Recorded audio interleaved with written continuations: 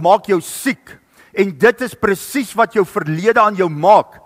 Is dat die oomblik wat jy dink jy te deurbraak, die oomblik wat jy net dink jy breek deur in God se teenwoordigheid, dan kom die vyand en hy kom klop aan jou en hy herinner jou aan jou verlede. En hierdie vrou sê, ek weet nie meer wat om te doen nie.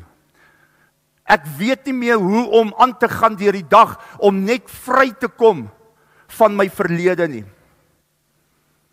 En my antwoord vir haar is, dat op jou eie gaan jy dit nie maak nie.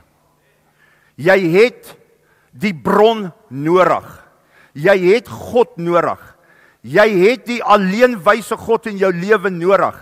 Jy het nodig om oor te gee. Jy het nodig om vir die Here te sê, Here, ek weet nie meer, ek gee op. Maar ons as mense is geneig om terug te hou. Ons as mense is geneig om hierdie dinge op ons eie te probeer uitsorteer.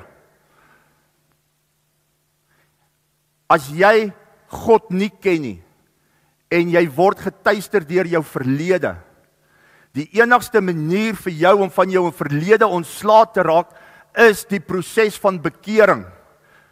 Waar jy bekering deurgaan, waar jy gedoop word en waar jy 'n pad met die Here stap. As jy die Here ken en jy loop 'n pad met hom, dan is my antwoord vir jou om nie moed op te gee nie, maar vas te hou aan die Here.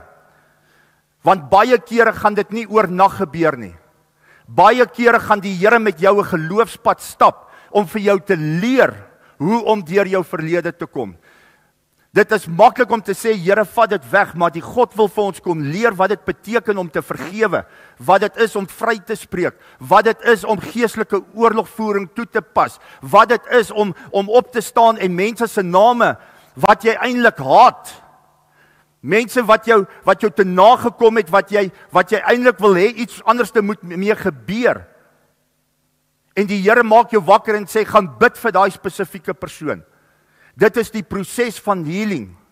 En dit is wat Matteus 6 vers 33 dan vir ons sê.